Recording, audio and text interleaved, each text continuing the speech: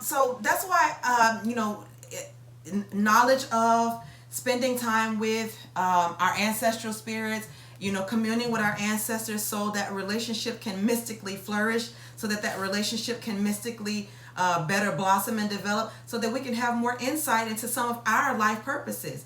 And so a lot of times we get confused because some people say, well, I don't know what I don't know what I'm supposed to be doing in life. I don't know what my life purposes are. I don't know what my destiny is. One of the ways ancestor reverence can help us to be better sure about what we came to this planet to do is through a mystical process of bonding and communion. You might wonder why you're gifted in one or more areas and you can do it and you're really, really good at it, but you haven't invested enough time in it for it to be financially lucrative for you. You do your ancestor research and you realize not one, not two, not three, but a multitude of your ancestors actually did do that. And they made a whole living off of it. And so now you're more bonded and connected with, that activity or that thing, not just because you like it, because you also know that it's a way of honoring and paying homage to your ancestors. And you also realize that it's a blessing. It's a gift that you have that was passed down by them. It is an inheritance. That the gift that comes naturally to you is actually an inheritance that was passed down to you through your ancestral spirits.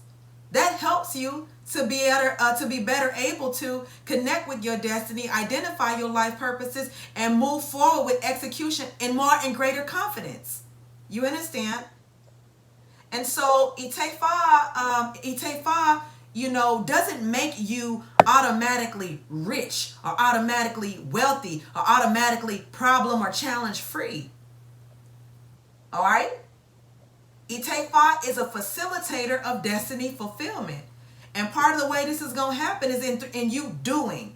Also in you navigating through the challenges. You say you're a better person. You say you're a more stellar person. You feel as though you're in a different category because you got initiated into Ifá. Well, your character should reflect that. Your character should reflect that. You should not fall apart and crumble and revert to immature behavior, arguing and fighting, tit for tat, every time you're faced with a challenge, every time you're met with confrontation. Where is that higher self that you said would come out of Itefa? Well, guess what's going to happen? Olódùmarè is going to present you with opportunities to exercise your skills. There are no simulations, everyone. I keep saying it. There's no the training is real life. The training is real life. And so, how do you exercise a muscle? You dang sure don't do it by thinking about the exercise. No muscle is going to get developed if you're just thinking about the exercise. The muscle's not going to get developed until you actually do it. And guess what? One day of doing it is not going to make you see muscles. It's something that must be done day after day after day after day after day after day. The exercise must be prioritized. The exercise must be committed to. The exercise must be devoted to. And the exercise is not going to be the same every single time. And so Itefa does not make one's problems automatically go away. It also does not make one automatically priest competent. Don't you dare go through Itefa and think that you know something better than somebody else. Or that you qualify to do work for the public. You're still in training. And it's your senior priest through their observation of you. Okay, this is multiple part. Through their observation of you, through consultation with Ifá, through consultation one-on-one regularly with you, that's going to let a priest know that their student is ready to go to the next level. I have some senior Omoawo right now, and I think that the one who has been with me the longest has been with me for like maybe 6 or 7 years or something like that. And they just started being able to do their own blood sacrifices. And they can't do it for other people. They can only do it for themselves right now. But they're doing it. These ones I'm thinking of have also been divining. I taught them how to divine. And they have demonstrated over time that not only are they efficient, they're trustworthy, they're competent, they're respectful, they honor oaths of confidentiality and privacy, they are well thought out and methodical, they are considerate, and they communicate very well. And they got clearance to do divination. Because I watch them and I see they really do know what they're doing. And they really got the right attitude. They don't think they're, better than anyone because now they have this privilege to do it. And I also allow them to do small trainings with other people by allowing my other students who live in the same area as they do to come and watch them from time to time. So Itefar doesn't automatically make you a priest. Itefar doesn't give one the permission to be Itefar Ifá Initiation. Once it's completed, does not give the person the path to become arrogant or elitist. Yes, you are being called to a higher standard of being in your life, but you're not called to be a prude. You're not called to be a prude. And some people might call you that anyway because you do hold yourself to a higher standard of accountability, but you still should be approachable. You still should be down to earth. You understand? What good are you if you go through these things? You learn these rituals, you learn these healing practices, and the people who need them the most are afraid to come to you because you're not approachable. And only a certain class or group of people are comfortable coming to you. I don't want just undergraduate or graduate, or quote unquote professional people coming to me. I want to see my sister who don't have no high school diploma. I want to see my brother who went to trade school. I want to see my teenager who dropped out of school. I want to work with my sisters and my brother who have done time. You understand? Because this is my people. Now, it might be some people who say, I just want to deal with people who got college degrees. So be it. That might be their destiny. Maybe Ifá told them that that's what they need to do. But Olódùmarè told me, Olóyè, my daughter, my child, this is when I stopped sending people away. Because I used to be like, I do not want to work with this person. They got so many issues. They are combative. They hard-headed. They don't want to listen. I already can tell you. They like to fight and argue. Ain't nobody trying to fight with you. You want me to help you, but then you want me to fight you to help you? Oh, no. And then something came down in one of my spiritual readings, my Ìyánifá, and Olódùmarè straight up told me personally, when I send somebody to you, you do not send them to nobody else. I was like,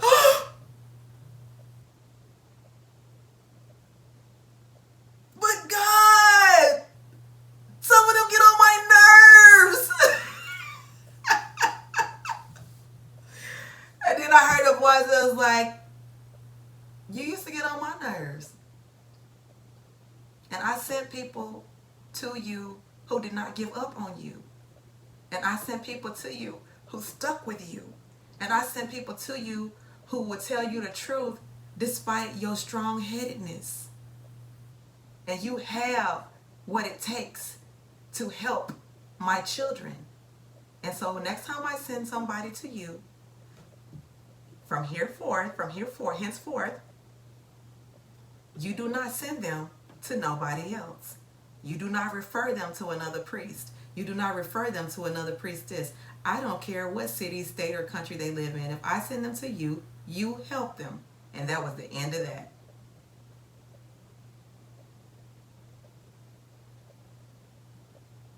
So you see, it's not going to be always what you want. Where is the character refinement in that? Where is the skills building in that? There are certain skills that I only develop after working with very challenging personalities. It definitely taught me how to be more peaceful. It definitely tested my patience. It's like raising children. For real. It's like raising children. Your patience will be tested. Your current limitations or self-perceived limitations will be tested. Itefar will present issues to help you be greater. The only way you can do that is through real life training. No simulations. So if you say that you're a different person, it's time to put that to the test. Ifá gonna really bring those to you.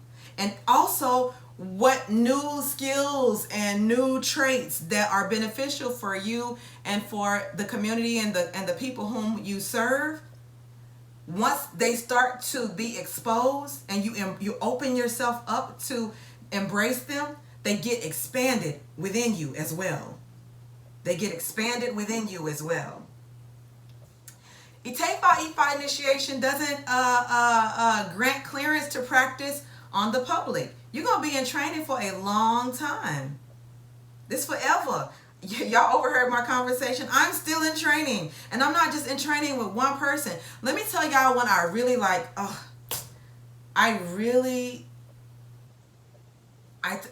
have many moments in my life where I took off. But I took off in different ways at different points in time. At one point in my life, I had 6 supervisors, all at the same time. At one point in my life, I had 6, 7, 8, 9,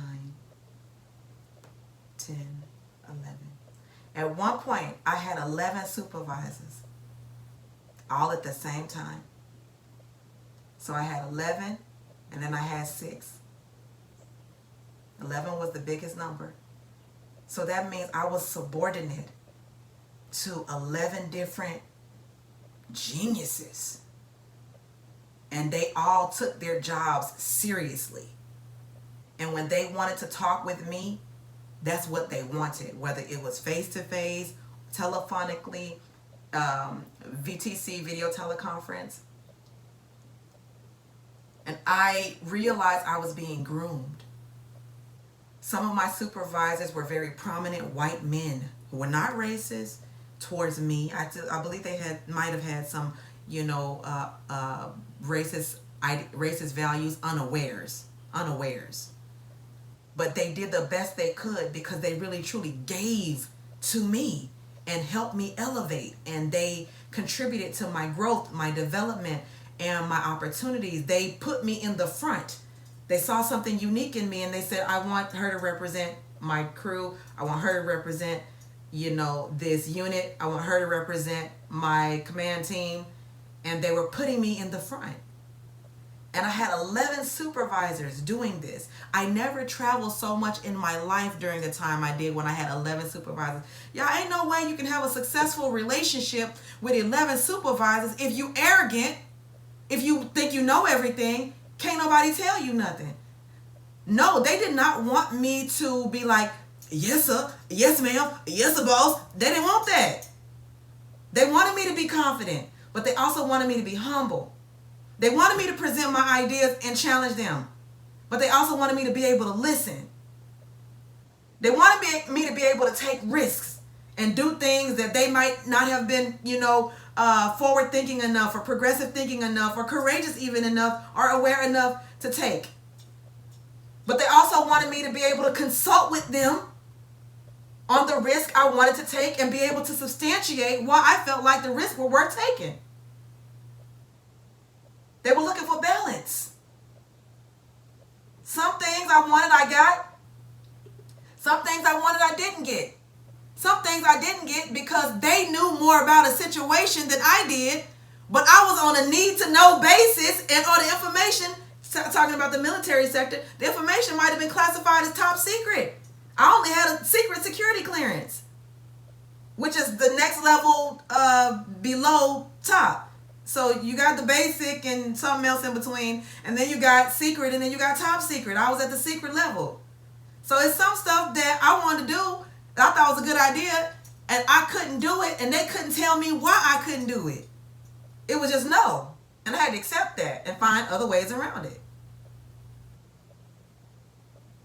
And so you see, you're going to be in training lifelong after Ifá. Don't think you got it all figured out. You ain't better than nobody. The best priests are the ones that know how to be students for life. The best priests are the ones who have learned the balance between humility and humble confidence, who know how to have fun, but also who know how to carry themselves in a way that honors this tradition. Some people think, oh man, Olóyè, she doesn't want me to be, she don't want me to drink alcohol, or she doesn't want me to, have fun or be flirty. If I talk about having casual sex, she takes this tone in her voice. If I talk about being sexy, she has this, sound in her voice. Like she don't want me to do it. You all, I'm thinking about you in totality. There is a way, a time, a season to do every single thing. And some of us are engaged in behaviors we do not have the wisdom enough to be able to see how we are creating energy. It's invisible, so you can't connect the dots right away. How we are creating energy that contributes to our stagnation, our regression, and our obstacles. And so Ifá actually is going to make it more emphasize the need to be in lifelong apprenticeship. You will grow appropriately as you do the work. A good priest, Babalawo Ìyánifá, is not trying to put their thumb on their students. They want their students to blossom. Y'all, this is a lot of work. It's a lot of work. It's a lot of work. Ask my senior Omo. They'll tell you. She be glad when we learn how to do stuff. Because I be like, this is a lot of work. It's a lot of sleepless nights. And the eyes don't care. It's like if you don't get enough sleep as you age, bags will be under your eyes. This work demands a lot of times that you be up late nights, up early mornings. And there's nothing you can do to move them bags from underneath your eyes. I don't care if you put a whole field of cucumbers, slap them across your face in slices. Them bags gonna still be there. You need sleep. I be glad when my students learn how to do stuff and I can trust them to competently do it. That means I can actually get some rest. Yes, I sleep. Look. So a good priest and priest is not trying to keep their thumb on you anyway, but we also know that there's protocol. You understand? We also know that we have to follow Ifá's guidance. If Ifá say you cannot do blood sacrifice, if Ifá say you cannot divine for other people right now, that is a no. There's reasons why Ifá is saying no. And all of them don't have to be made explicitly, clear to you. Either you accept this guidance and you're humble to this system of divination, and oracle, or you're not. There was a man who I once knew. This man was very, very mischievous. He was a very successful man. This man is the owner of a Fortune 500 company in upstate the United States. This man at the time was in his mid-50s. Very handsome man. Very, very, very handsome man. Very charismatic. And he was foolish, though. He had a lot of money. He was highly successful. But this man was foolish. And he kept asking our senior priest for clearance to do readings for people. And the Olóyè kept saying, I'm not going to give you clearance to kill people. He would say it just like that, which we thought was a very extreme response to a simple request. He said, I'm not going to give you clearance to kill people. Because he knew that that man is too foolish to have access to something so powerful. And so our tradition needs to be guarded in that way. If you got a hole in your mouth, you talk too much, you don't know how to discipline your own self to be quiet, you're going to run into issues. You become a custodian of this tradition after Ifá, even more so, and at an even higher level. You become a custodian of the tradition. You do not need to be going telling everybody know everything about what we do. I don't care who they are. I don't care how much money is offered to you to disclose or do certain things. Some stuff is just a no. Your integrity is not worth it. Betraying our tradition, betraying our ancestors, betraying the oaths and the covenants that we take with God during this sacred process is not worth it. It's consequences, y'all. It's real life, tangible consequences for doing out of aligned things, whether they are intangible, out of aligned, misaligned things, or tangible, misaligned things. Tangible, misaligned things are more tactile, hands-on, things that you physically manipulate and do that are out of alignment. Intangible, things you think, things you quietly, secretly do that you think nobody knows about. You know, sneakiness, things like that that fit in that category. They have a real life manifestation on your life, and you better be careful, because your children or your future generations might end up paying for some of the dirt that you do. Ite-Fi is not a joke. It is not a game. It is a higher calling of integrity, standards of behavior, ways of being and interacting with others in the world. I already mentioned this, but you're going to be in lifelong apprenticeship, because not even the most senior, learned Babalawo or Ìyánifá, even who grew up in the tradition, they will still be learning. I have seen them with my own eyes. They are still learning at 80, 90, 100. They're still learning. They're imparting a great deal of knowledge and wisdom too. Oh my goodness. But they themselves are also still learning. A wise person knows that they should embrace not only, you know, being community pillars, you know, of modeling of appropriate, positive, and healthy behaviors, but also, you know, humble to continue to be a student of Olódùmarè and a student of life.